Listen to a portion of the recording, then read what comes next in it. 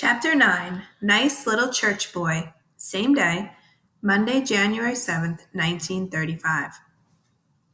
Teresa's waiting outside the door when I get back to our new place. Where have you been? We're late. Late? Late for what?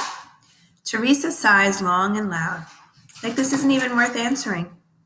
You have a note from your mom. She hands it to me. It says, Dear Moose, I've gone to B. Trixel's to get a perm. Make sure to get your dad up at 6 o'clock. We're going to the officers' club for a party at 6:30. There's a beauty parlor here? I asked Teresa. Nah, B does perms in her kitchen. But there's a barbershop for the Cons in the cell house. Come on. I dump my stuff inside. What are we late for? I ask.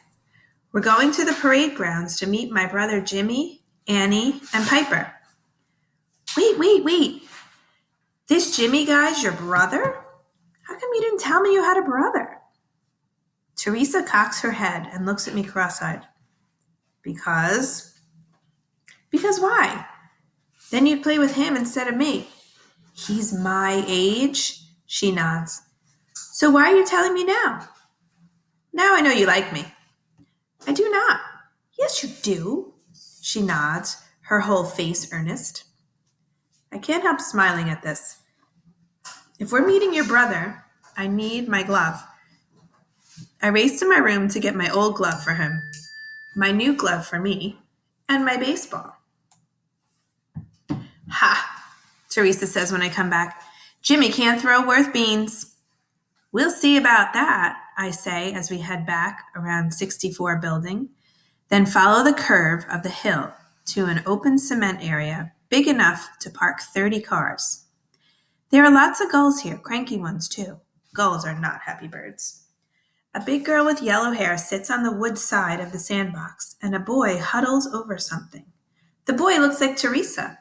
Same curly black hair, same slight build. Hi, I say.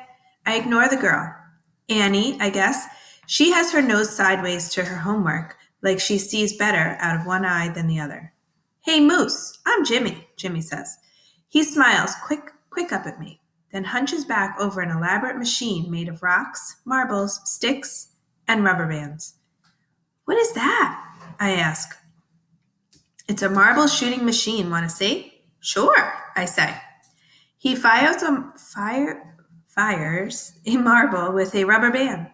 It rolls under a plank and onto a miniature diving board that plunks down and hits another marble that is supposed to jump a stick. Only it doesn't.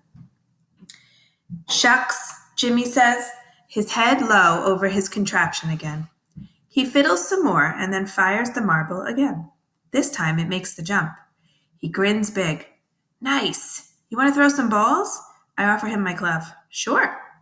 He puts the glove on and runs back, his eyes still on his marble machine. He throws the ball the complete wrong direction. I chase it down and toss it back. It hits his glove and plops out. He runs after it and throws again, this time down the side of the hill. I'll get it. I cut down the path to the terrace below, where the ball is caught in the prickly thistle of a blackberry bush. When I get back up to the parade grounds, Jimmy is at work on his machine, and Teresa has my extra glove. My turn, she says. I throw the ball easy to Teresa.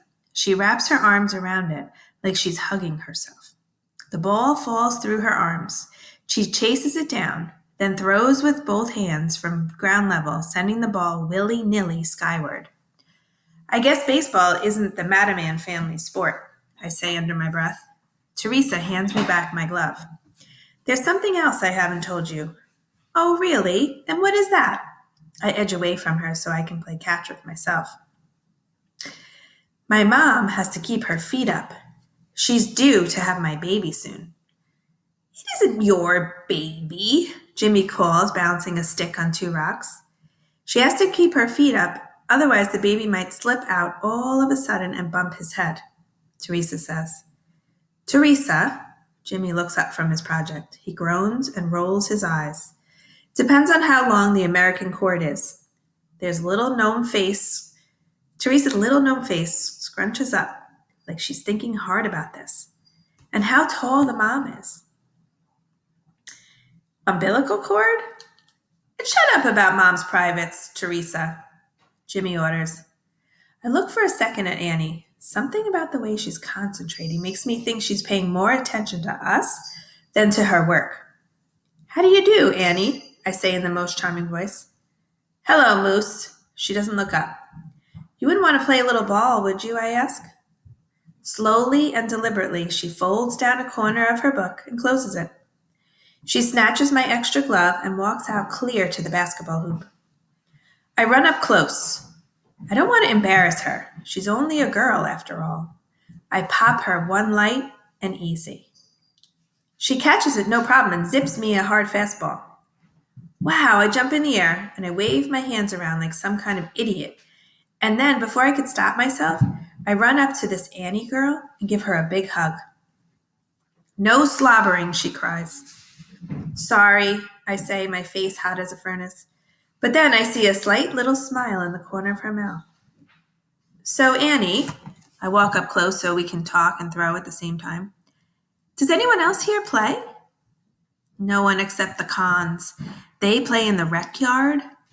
Sometimes they hit one over the prison yard wall.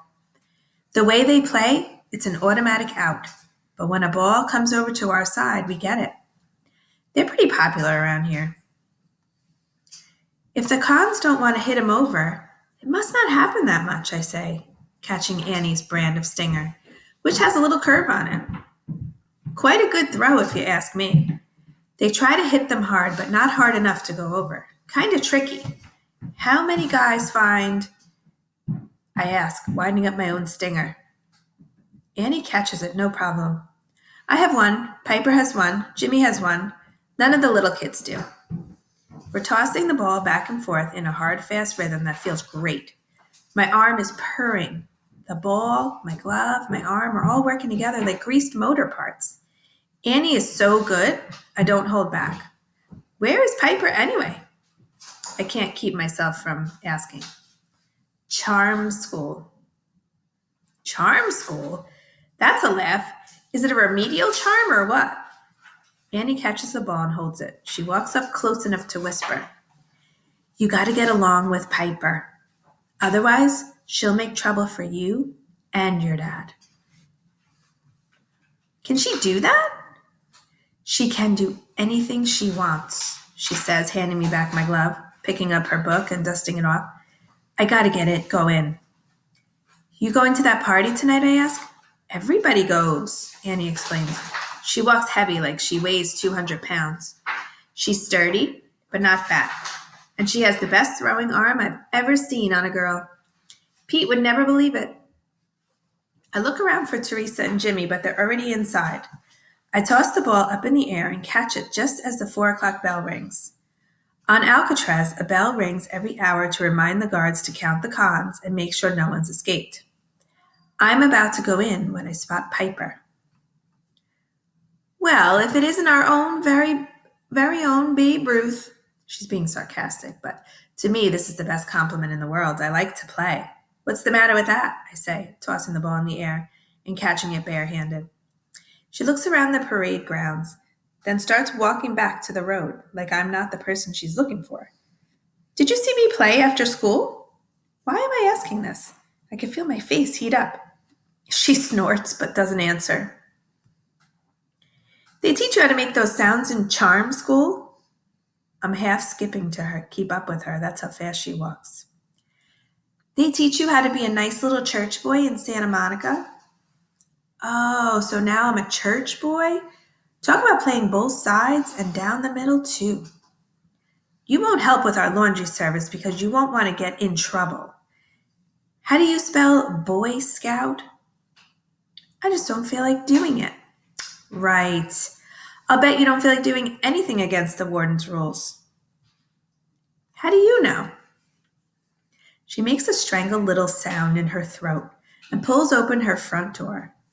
Why do you need me for this laundry plan of yours anyway? Why do you care? I can't put 80 shirts through in my laundry bag now, can I? Annie and Jimmy will help, but that's not enough. How do you know I won't tell your dad? She rolls her eyes like this question is too stupid to bother answering and slams the door in my face. Why do you think she's so angry? She's very sarcastic. That would definitely be a character trait that I would give her. But why do you think she's so angry with Moose? What is frustrating her about him?